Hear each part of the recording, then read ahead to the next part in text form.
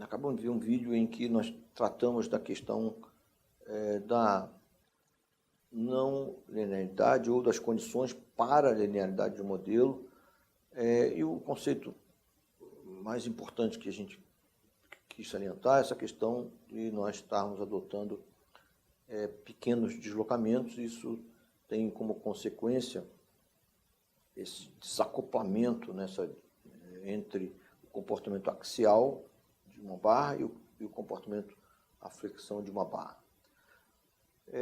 Nós vamos ter nessa sequência agora de vídeos uma maneira de resolver estruturas por resolução manual. Óbvio que isso não existe, mas na prática o que nós fazemos sempre é fazer análise com o computador, mas aqui tem um objetivo. Primeiro nós temos que entender como é que o programa de computador é feito, a gente tem que entender do comportamento de estruturas, e é muito importante a gente entender toda essa questão de ter esse desacoplamento entre a análise entre o comportamento axial e transversal de uma barra, porque os programas também consideram isso. Quando você faz uma análise linear elástica num programa de computador, ele está considerando isso. Tá? Mas aqui tem um outro objetivo, que é não só resolver manualmente a estrutura, mas entender sobre o comportamento, principalmente nesse comportamento que nós vamos ver, que é o contraventamento de pórtico, e enrijecimento lateral de pórtico. Esse primeiro vídeo é só uma introdução ao que nós vamos, esse vídeo agora é uma introdução ao que nós vamos ver numa sequência de vários vídeos sobre o método de deslocamentos com redução de deslocabilidade. Na verdade, o objetivo aqui é diminuir o número de deslocabilidades a ponto que a gente possa resolver manualmente. Isso, há, sei lá, 40 anos atrás, era assim que se ensinava análise de estruturas, porque o computador já existia, mas não era tão corriqueiro como é hoje. Só os grandes institutos de pesquisa tinham computadores mainframe, mas isso hoje, no século XXI, é corriqueiro, a gente resolve isso num tablet. Então, mas aqui eu vou só fazer um apanhado geral de quais são os procedimentos que são adotados para reduzir o número de deslocabilidade de um modelo. Com isso a gente vai entender do comportamento do modelo. Quando a gente pega a essência do comportamento, a gente acaba entendendo o comportamento estrutural. Esse, então, é o objetivo que nós estamos querendo aqui. Então, reduzir o número de deslocabilidades da estrutura, visando principalmente uma resolução manual, caracterizar o comportamento de porte com respeito a efeitos de deformações axiais e deformações por flexão das barras, e definir o conceito de contraventamento ou travejamento de pórticos.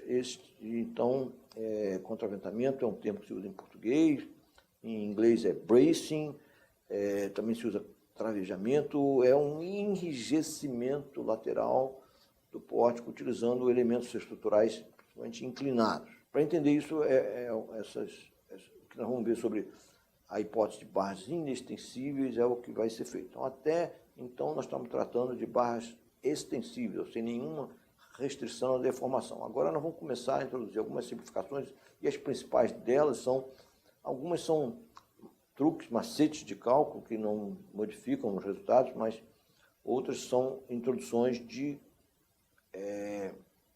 restrições nas deformações, isso que vai diminuir bastante o número de deslocabilidades. A gente vai ver isso nessa sequência de vídeos. Tá? Então, resumindo aqui um pouco mais do que nós já vimos sobre métodos de deslocamentos, é importante a gente resgatar e se lembrar dos conceitos fundamentais do método de deslocamento, porque esses conceitos vão ser utilizados agora nesses procedimentos de redução do número de deslocabilidade, principalmente no que se refere a restrições nas deformações das barras.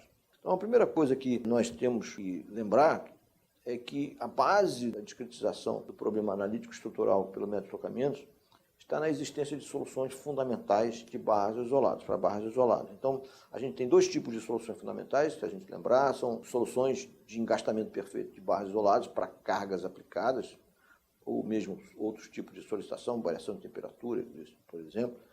E as outras são os coeficientes de rigidez locais, são as de barras isoladas. Então, isso são as soluções fundamentais que nós até já mostramos, como com base nessas soluções fundamentais locais, nós determinamos as soluções globais da estrutura, né, de um modelo. Esse é o procedimento do deslocamento. Sempre o efeito local vai compor o efeito global e, então, o efeito local é fundamental. A gente são as chamadas soluções fundamentais, que nós até já deduzimos, pelo menos deduzimos os coeficientes de rigidez locais, não deduzia as reações de engastamento locais, mas isso é análogo, então podia fazer da mesma maneira. Tá? Então, as soluções fundamentais de barra baseiam-se no fato de um comportamento cinemático de uma barra definir o comportamento mecânico. Quer dizer, então, uma coisa que a gente tem que ter em mente no método de deslocamentos é: eu conheço a configuração deformada de uma barra, daí eu conheço os seus esforços. Foi assim que a gente deduziu os coeficientes de rigidez locais de uma barra. Eu tenho uma configuração deformada conhecida e sei quais são as forças e momentos que atuam na extremidade da barra para manter em equilíbrio naquela configuração deformada dada. Então, conheço o comportamento cinemático, a configuração deformada, é que define o comportamento mecânico. A essência do método de deslocamento é saber isso, que nós vamos sempre, em cada caso básico do método de deslocamento, partir de uma configuração deformada conhecida, e daí nós vamos saber quais são as forças e momentos que devem atuar nesse modelo para que ele fique em equilíbrio naquela configuração deformada imposta. Isso é a essência do método de deslocamento. Isso vai ficar muito nítido quando a gente resolver esses modelos com redução de deslocabilidade. Então é importantíssimo guardar isso. O que é uma deslocabilidade? Uma deslocabilidade é um parâmetro que define a configuração deformada de modelo. No caso de barras extensíveis, as deslocabilidades eram as componentes de deslocamentos e rotações nodais livres do problema. Deslocabilidade também é chamada de grau de liberdade. A gente vai meio que usar os dois termos, deslocabilidade e grau de liberdade. Em geral, a gente usa deslocabilidade só dos graus de liberdade livres. O termo grau de liberdade pode ser um grau de liberdade livre ou restrito por apoio, enfim. Mas as deslocabilidades são os parâmetros de deslocamentos nodais livres de um modelo no caso de barras extensíveis. Nós vamos ver que o conceito mais importante é o conceito de que as deslocabilidades são os parâmetros que definem a configuração deformada de modelo. Porque quando nós introduzimos restrições nas deformações das barras, nós vamos ter só deslocabilidade, como sempre, todas as componentes de deslocamento e rotações. As restrições nas deformações vai associar deslocabilidade de nós diferentes. Tá? Então, precisa realmente entender que deslocabilidade são os parâmetros que definem a configuração deformada do modelo. No caso de barras extensíveis, isso correspondiam às componentes de deslocamentos e rotações nodais livres, mas no caso, com restrições de deformações, a gente vai ter menos parâmetros que definem a configuração deformada do modelo e vai perder essa associação direta com as componentes de rotação e deslocamento livre do nó. O que a gente tem que ter em mente sempre é que, dada uma configuração deformada do modelo, onde se conhecem todas as deslocabilidades, é sempre possível determinar as forças e momentos que, atuando nas direções das deslocabilidades, equilibram o modelo na configuração deformada imposta. Então, em cada caso, nós temos uma condição do método de deslocamento. A gente tem uma condição cinemática imposta. Caso zero é uma situação de engastamento perfeito, e a gente sabe que é possível, dada aquela configuração deformada de engastamento perfeito, é possível determinar as forças que atuam na direção da deslocabilidade, que são os termos de carga do método de deslocamento, para manter em equilíbrio naquela configuração, naquela situação cinemática de engastamento imposta. A mesma coisa nos demais casos em que a gente isola o efeito da deslocabilidade. É sempre possível determinar o conjunto de forças e momentos que atuam nas direções da deslocabilidade para manter o modelo em equilíbrio quando é imposta uma configuração deformada conhecida, em que temos deslocabilidades todas conhecidas. Em geral, em cada caso, a gente tem uma deslocabilidade diferente de zero e as demais nulas.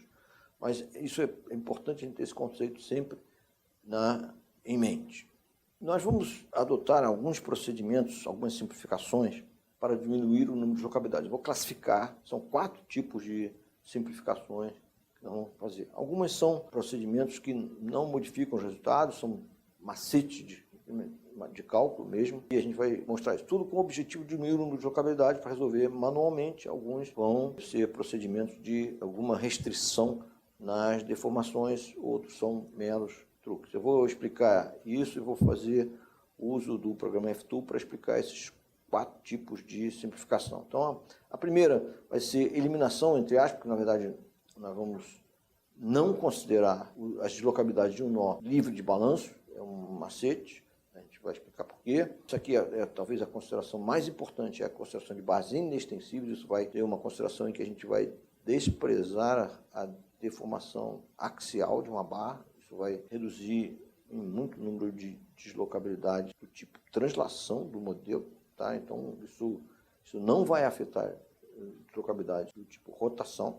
E nós vamos também ter um terceiro tipo, que é um macete também, em que quando o nó tiver uma articulação completa, todas as barras que chegam nele estão articuladas nas seções adjacentes, a gente vai ter um macete de cálculo que a gente vai simplesmente não considerar aquela rotação como deslocabilidade, menos uma incógnita para esses nós completamente articulados. Aí tem uma questão do apoio do segundo gênero, que a gente interpreta ele como se fosse uma articulação na barra, não um nó com a rotação livre, mas isso é só no caso disso, só chegar uma barra no apoio do segundo gênero, mas a gente vai ver isso. E, finalmente, a gente vai ter a consideração de barras infinitamente rígidas, esse é o quarto tipo de simplificação, e isso vai reduzir drasticamente o número de deslocabilidades, mas vai fazer uma associação das deslocabilidades do tipo translação e rotação. Tá? Então, é o que nós vamos ver agora. Eu vou apontar cada uma delas, mas eu vou mostrar elas no F-Tool, porque isso é mais fácil, porque nós podemos ver as deformadas de cada modelo. A primeira, então, vai ser esse modelo e em balanço, que eu tenho uma viga contínua, mas um vão aqui da direita em balanço. Eu vou mostrar isso no F-Tool. Temos aqui o F-Tool, eu criei esse modelo, que é um modelo de uma viga contínua, ou seja, tem dois vãos, mas tem um vão em balanço aqui. Se nós fôssemos usar aqui no método de deslocamentos, como nós já vimos, nós teríamos aqui, no nó da extremidade livre do balanço, nós teríamos 3 deslocabilidades. Na hora que a gente vai resolver manualmente, 3 deslocabilidades, mais as outras todas as deslocabilidades do modelo, tem um problema trabalhoso para fazer, né, muita conta. Né? Quando a gente resolve manualmente, eu sei que o balanço é isostático, eu sei os esforços no balanço. Então, quando a gente tem um balanço, a gente não considera, na resolução manual, a gente não considera as deslocabilidades do nó, da extremidade livre do balanço, como incógnita do problema. A gente simplesmente, é como se nós estivéssemos resolvendo o problema dessa maneira. Eu estou com essa carga de 10, eu substituo aqui esse trecho em balanço como se fosse um balanço, e eu levo para a estrutura os efeitos da transposição da carga no balanço para o nó da onde parte o balanço.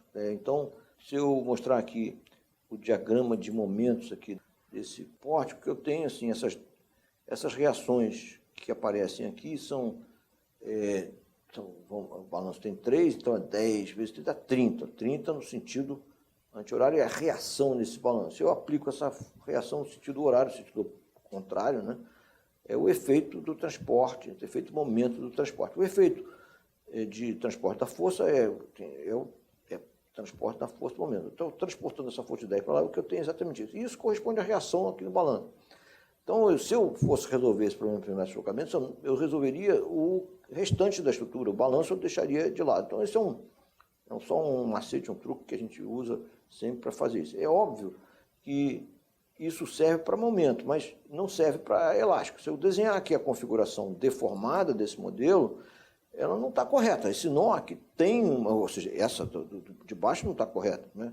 Porque aqui tem uma rotação nula no engaste, aqui, ao passo que aqui o nó tem um giro. Então, é só uma questão aí de truque para calcular, não a elástica. Se eu quisesse calcular a elástica disso, eu teria que calcular essa rotação aqui na extremidade, somar e superpor essa rotação, essa elástica do engaste, eu obteria, de fato, aquela elástica lá de cima. Então, também é possível, mas a gente estaria interessado se eu estou interessado no diagrama de momento, eu resolvo o balanço isostaticamente, porque o balanço é isostático, e o restante eu resolvo usando aqui o transporte das forças para o outro lado, então, para o lado que a gente está analisando pelo método de deslocamento. Então, é só um macete, fazer menos conta, vamos dizer assim. Na resolução manual, a gente procura diminuir o máximo no número de deslocabilidades.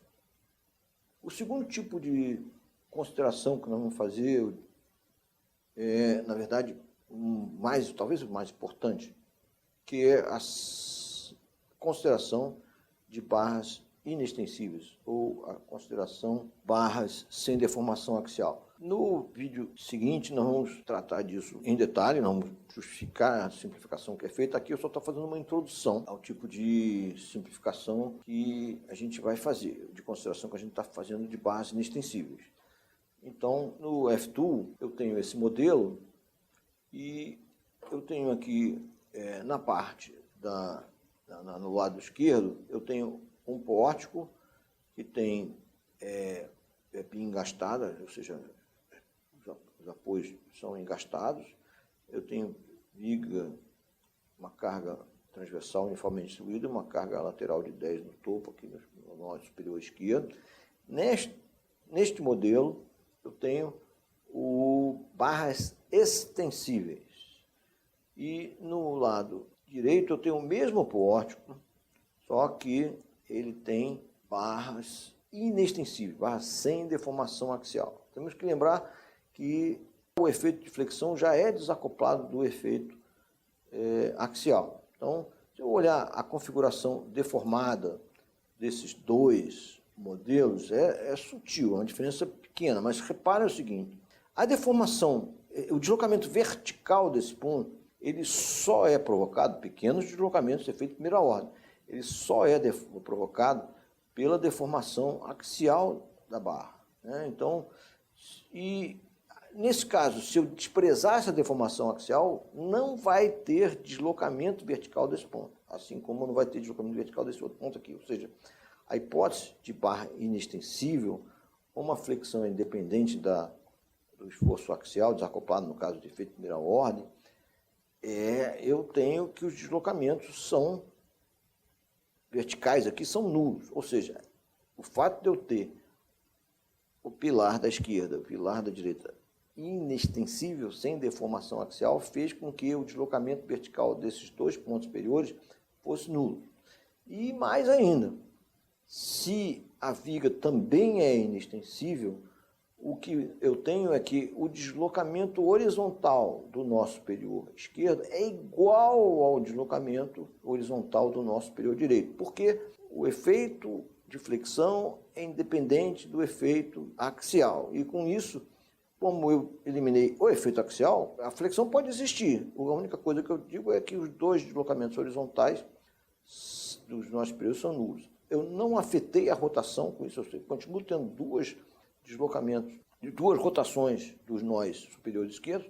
O que eu tenho com a consideração de barras inextensíveis é que os deslocamentos verticais são nulos e os dois deslocamentos dos nós superiores são iguais. E com isso eu tenho uma diminuição do número de deslocabilidades do tipo translação. Só para dar um zoom aqui no nó, se eu olhar aqui de próximo, eu estou vendo que há um deslocamento aqui no caso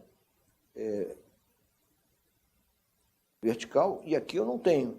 É a hipótese de não ter uma barra inextensível. No caso do F-Tool, até ela parece uma barra com linha mais grossa, e eu consigo definir isso nesse menu aqui. Então eu consigo colocar barra flexível com ou sem deformação axial. Se eu selecionar aqui deformação com deformação axial, eu tenho esse lado da esquerda, o lado da direita eu obtive tirando essa deformação axial. A deformação por cisalhamento, ela pode ser ligada e desligada também. Nesse caso todo, está sempre desligada a deformação por cisalhamento. A hipótese de Euler-Bernoulli, que não tem deformação por cisalhamento. Mas isso é outra história, né? O fato aqui mais importante é essa história, é entender, e por isso que no vídeo anterior a gente falou sobre essa questão do desacoplamento do efeito axial e transversal. Na hora que esse deslocamento vertical aqui, ele seria somente provocado pela deformação axial da barra, né? E eu não tenho, não era a flexão que provocou essa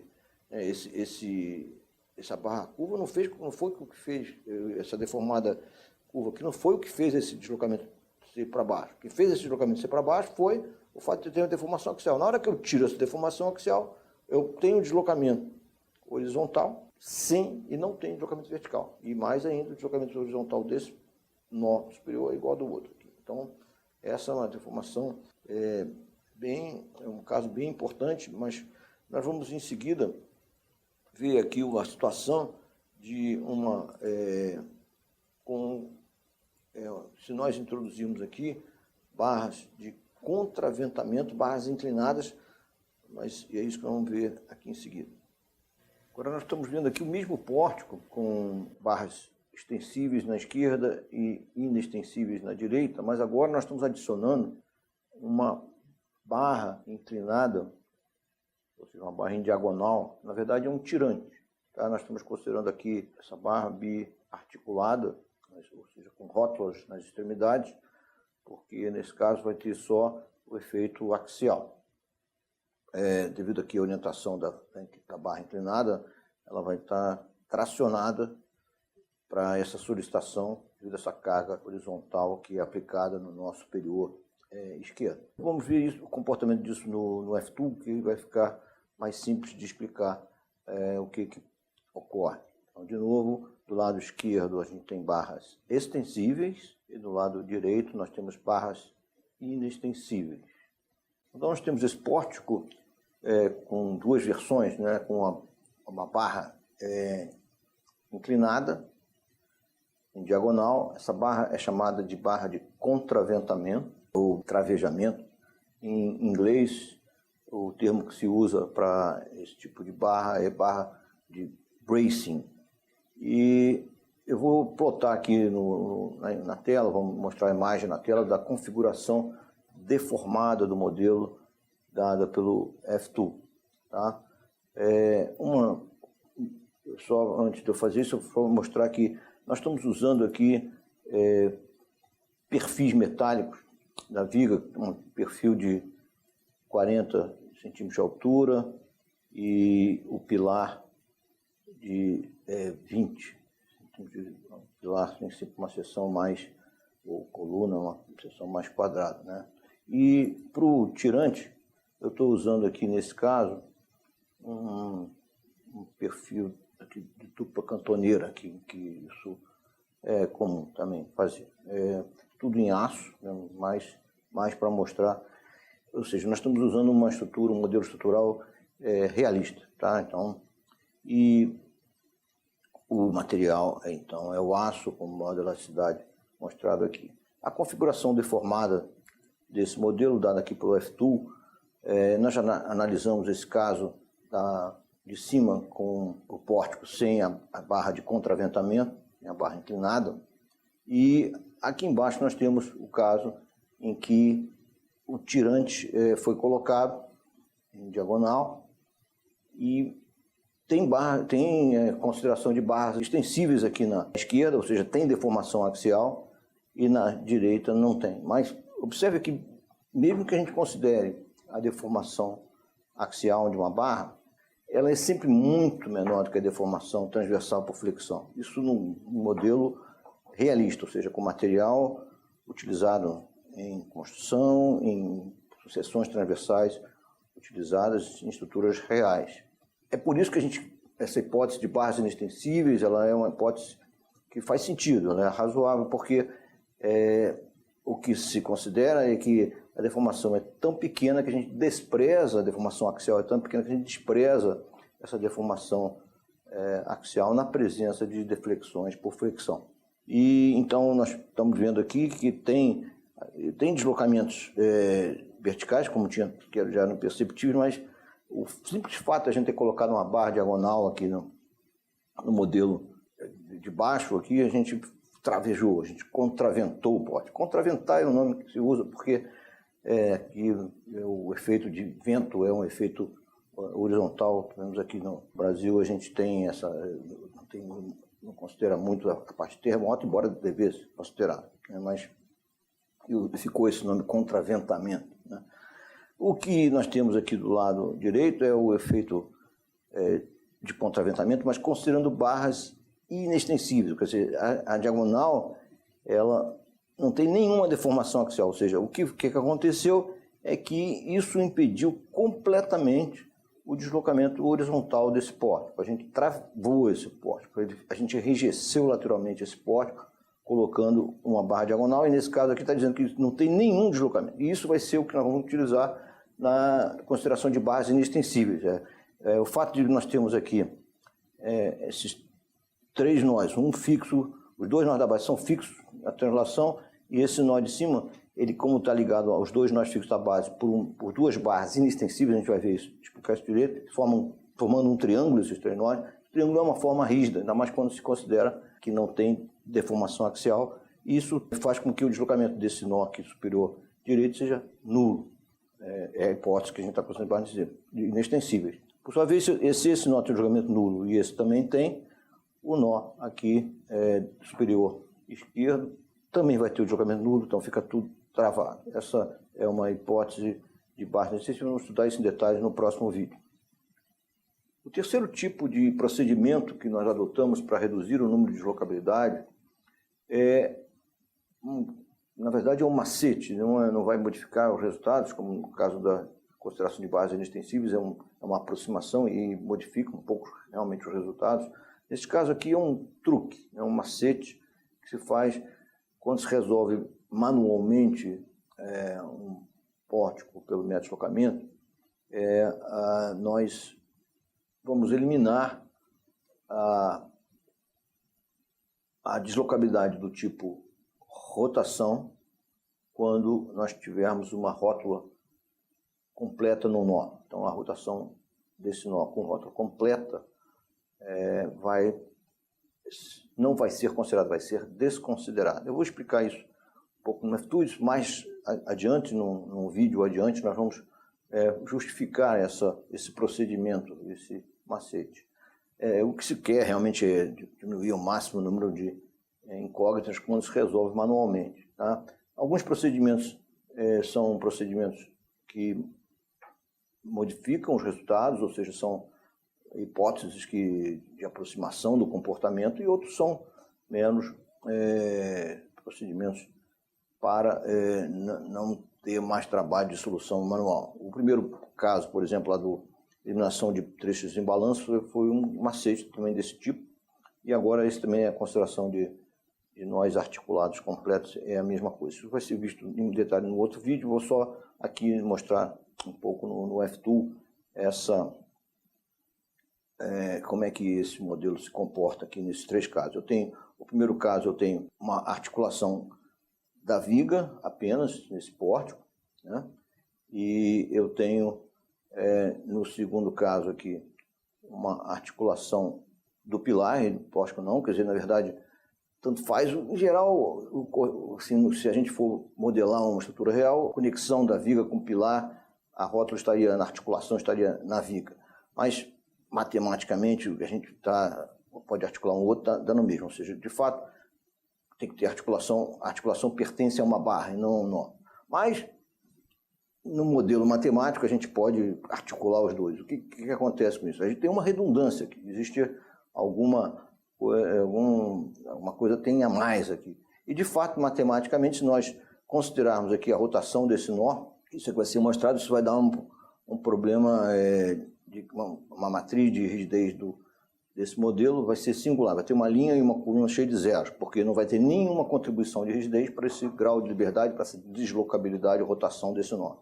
Estaria, em princípio, errado, mas a gente pode usar esse fato. Se eu eliminar essa linha e essa coluna, eu vou fazer com que eu vou resolver menos uma equação, e o resultado dá absolutamente o mesmo. Então é como se nós estivéssemos colocando aqui uma chapa fictícia que prende o nó, a rotação do nó, mas os deslocamentos continuam existindo. E as 2 barras estariam articuladas. Existe só também mais um macete, mais um truque que se faz também, é o caso do apoio do segundo gênero, em que nós temos somente uma barra chegando nele. Eu posso interpretar esse apoio como sendo, o nó estaria engastado e a barra articulada no nó.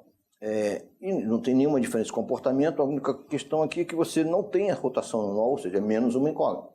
Então, toda vez que a gente tiver um apoio de segundo gênero com uma barra só chegando no nó, nós vamos fazer esse procedimento, adotar esse procedimento de eliminar a deslocabilidade e rotação do nó e considerar ao mesmo tempo que a barra é articulada. Só observando que isso não é possível, essa simplificação não pode ser feita se nós tivermos mais do que uma barra chegando no apoio do segundo gênero, porque nesse caso vai haver ali uma rotação do nó e vai haver uma compatibilidade de rotações das barras que a gente tem que considerar. É como se nós estivéssemos considerando, nesse caso aqui, o momento fletor é nulo para essa situação e isso que a gente está considerando com essa rótula. Ao passo que se nós tivermos duas barras chegando no apoio do segundo gênero, o momento fletor não é nulo nas seções adjacentes a esse nó que tem o apoio do segundo gênero. Vou mostrar isso no F2 agora, isso talvez fique mais ilustrativo.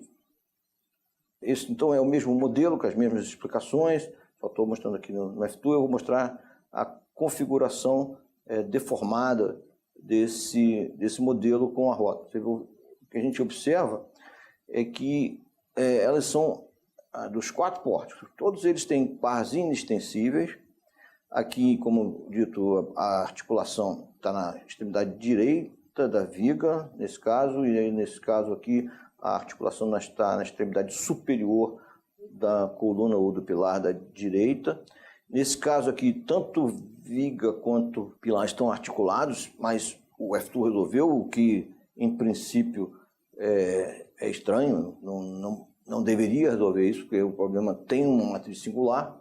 E nesse caso aqui eu corrigiria esse problema colocando uma chapa aqui que prenderia essa rotação do nó e daí tiraria essa singularidade. Ou seja, quando eu coloco um apoio, eu elimino a equação do problema, né? Eu tiro aquela deslocabilidade. E aqui também está mostrando que no caso da articulação sendo considerada na viga e não articulação do apoio do segundo gênero, acaba que é tudo igual. Você vê que essas configurações deformadas são todas iguais, está tudo correto. E aqui só um detalhe que o F2 automaticamente e transparentemente, ou seja, sem mostrar, ele está eliminando essa deslocabilidade de rotação nesse caso. Então aqui é verificado se todos os nós, todas as seções adjacentes ao nó são articuladas, inclusive ele desenha como sendo uma rótula no nó. Ele, nesse caso, ele verifica e, se tiver essa situação, ele elimina a deslocabilidade de rotação do nó, como se fosse colocar aqui um apoio, uma chapa fictícia que elimina essa deslocabilidade de rotação. Isso é um macete interno, isso é comum os programas de computador eliminarem essas equações que não têm nenhuma contribuição de coeficiente de rigidez dos elementos estruturais adjacentes e deixo lá. Embora seja, assim, para quem modela uma estrutura, deveria tratar disso, saber que está fazendo isso. Tirar isso pode ser questionável. Já tive críticas de pessoas sobre esse procedimento que é feito no F2. Mas, como o F2 é um programa educacional, e muitas vezes as pessoas não chegam nesse nível de entendimento de método de deslocamentos, só estão usando, eu adotei esse procedimento de eliminar essa deslocabilidade automaticamente. Se nós formos observar também o diagrama de momentos fletores desses 4 pórticos são exatamente igual, porque a gente não mudou nada, né? Então, só para ilustrar que esse procedimento vai ser feito. Nós vamos depois mostrar isso com mais detalhe, por que a gente pode eliminar esse grau de liberdade, como que aparece, nesse caso da rótula completa, as linhas e colunas da matriz de rigidez global nulas e que a gente, eliminando essa linha e coluna, a gente resulta na mesma solução do problema se tiver uma articulação só na viga ou só no pilar e assim por diante. Vamos ver isso mais adiante. O último tipo de procedimento que é adotado para reduzir o número de deslocabilidade é a consideração de barras infinitamente rígidas. Na verdade, a motivação para esse tipo de consideração não é bem para reduzir o número de deslocabilidades. Esse procedimento é feito muitas vezes quando se quer modelar, por exemplo, um edifício em que os pavimentos, né, são um conjunto de vigas e lajes de um pavimento, são, em geral, muito mais rígidos do que os pilares, do que as colunas. E, num modelo simplificado, a hipótese de se considerar que os pavimentos são infinitamente rígidos, é uma hipótese considerada. Então, aqui no lado esquerdo, nós temos uma viga que é flexível, aqui nenhuma barra tem deformação axial, mas a viga aqui é flexível. Nesse caso, da direita, o que nós temos é a viga considerada infinitamente rígida. O que isso significa? Quer dizer que ela não tem nenhuma deformação, ou seja, a única possibilidade dessa barra se comportar dentro da configuração deformada do modelo é mantendo-se reta. Então ela só pode ter movimento de corpo rígido. Neste caso desse modelo, como os nós superiores não podem se deslocar na direção vertical, a única possibilidade que esses dois nós têm é uma possibilidade de deslocar na direção horizontal. E como a barra é infinitamente rígida, a barra da direita aqui, do pórtico da direita, o que vai acontecer é que não vai ter rotação nas extremidades. Vamos mostrar isso nesse caso aqui. Tem uma articulação aqui na direita, mas não faz diferença. Tá? Então eu vou mostrar isso agora aqui no F2, como é que é o comportamento em termos de deslocamentos. Essa hipótese, ela é uma hipótese que modifica os resultados do modelo, porque nós estamos alterando realmente o comportamento da estrutura, mas isso é utilizado em situações específicas, em que realmente existem pavimentos rígidos. Tá? Existem também outras situações que vai ser mostrado em seguida, que é o caso de barras que podem ter não só translação de corpo rígido, mas como rotação de corpo rígido. Então, aqui no F2, eu tenho esses dois modelos. De novo, as barras aqui sempre são inextensíveis. Nesse caso, só no pórtico da direita, eu tenho a viga, além de inextensível, óbvio que se ela é infinitamente rígida, ela é inextensível.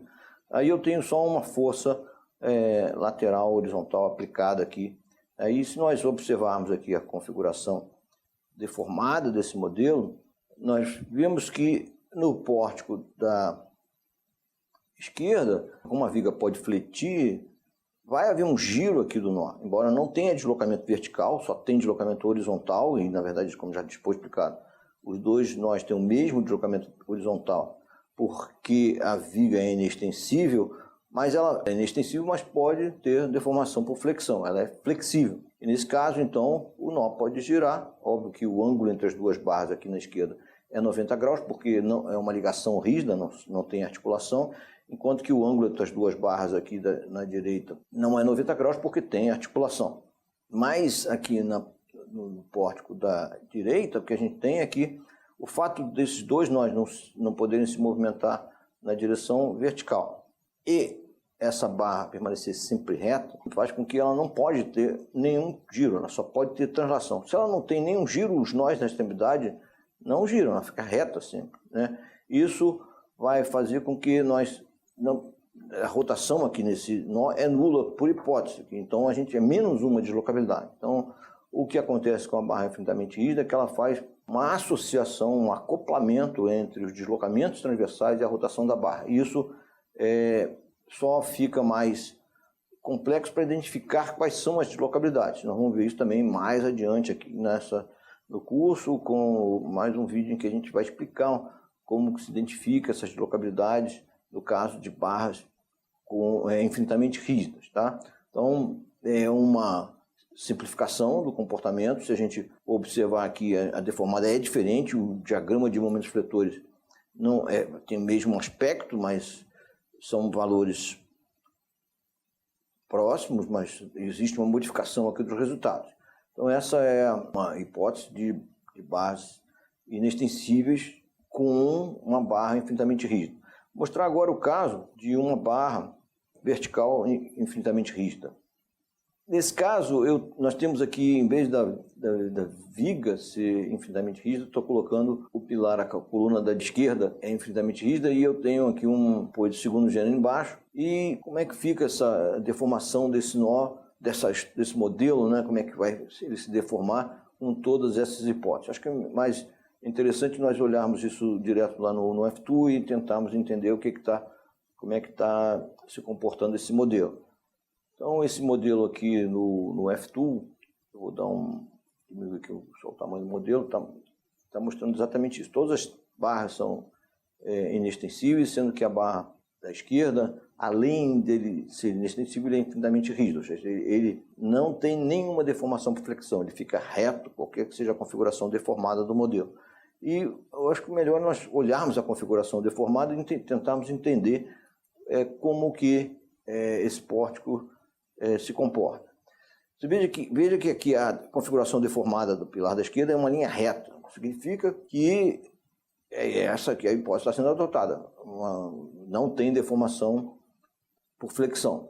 Outra questão é que o nó pode girar aqui embaixo, a barra então sofreu uma rotação de corpo rígido, tendo como centro de rotação aqui o apoio do segundo gênero na esquerda.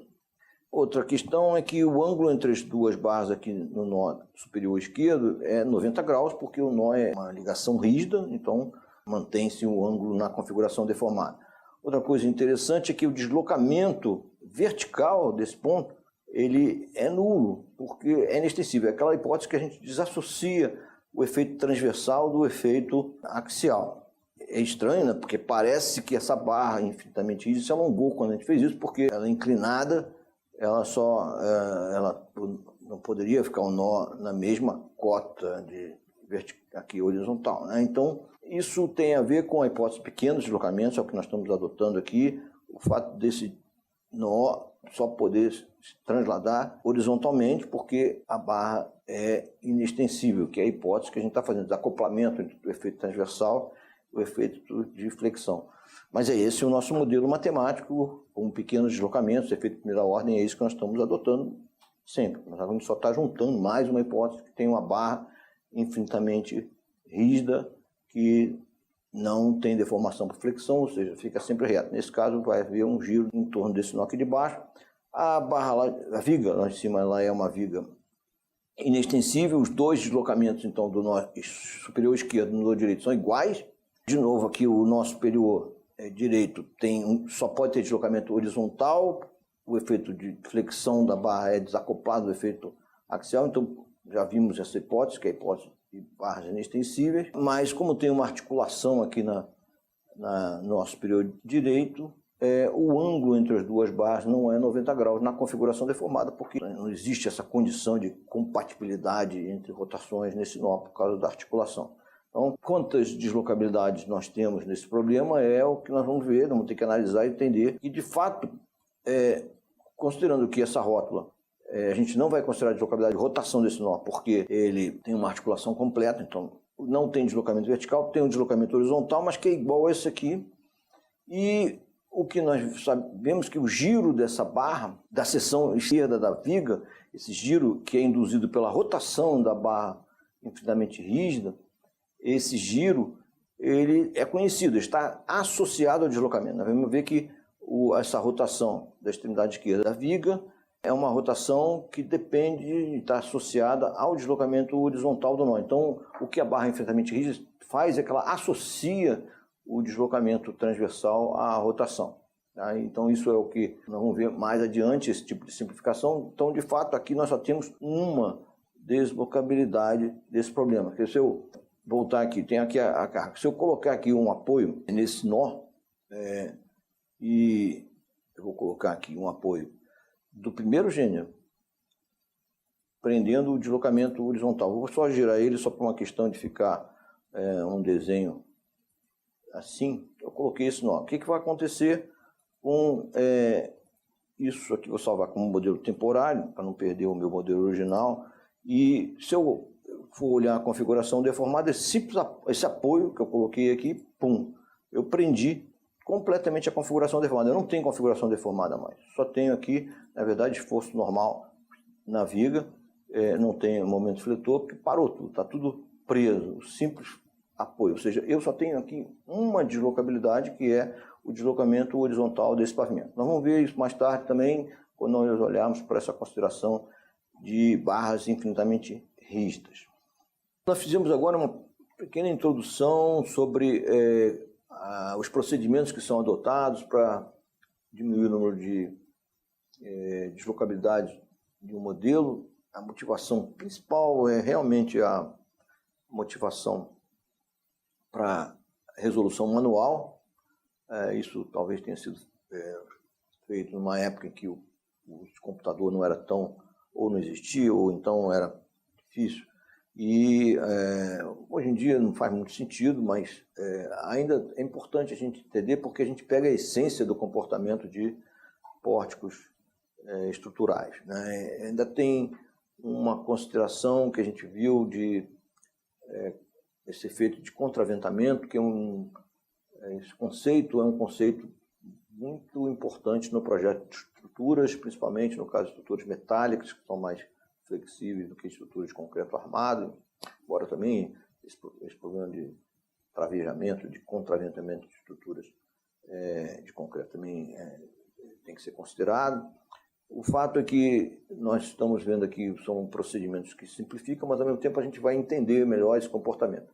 Uma outra motivação é que, para entender realmente o método, é sempre bom fazer uma resolução manual, né? Sempre a gente vai entender de fato como é que o método é. Se a gente coloca tudo direto no computador, a gente até pode saber modelar como usuário, mas é importante a gente entender o comportamento de estruturas, e essas simplificações de fato auxiliam, principalmente essa questão de barras inextensíveis. Nós vimos que é uma aproximação razoável, porque as barras têm uma deformação axial que é muito menor do que a deformação transversal por flexão.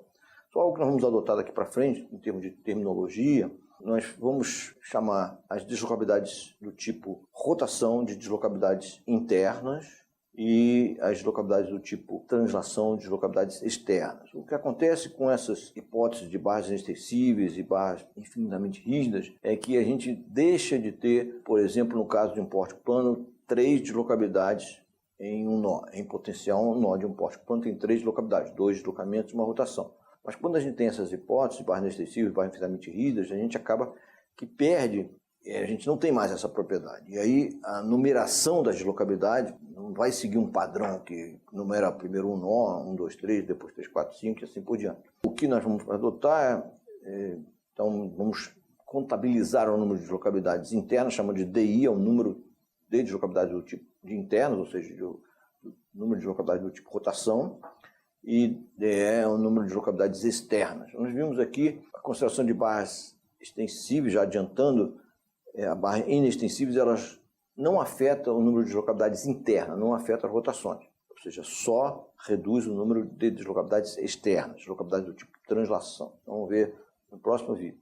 E a questão de barras infinitamente rígidas, ela faz uma associação, né, das deslocabilidades de translação transversal a uma barra com a rotação da barra. Esse acoplamento vai fazer com que a gente tenha que analisar o número de deslocabilidades de uma maneira específica para barras infinitamente rígidas. Isso é assim, que com isso a numeração ela vai ficar, a gente vai até adotar um procedimento que a gente primeiro numera as rotações, primeiro numera as deslocabilidades internas e depois a gente numera as translações. Mas isso é praxe, não tem nenhuma obrigação de fazer dessa maneira, mas é o que nós vamos adotar daqui para frente, aqui nos próximos vídeos.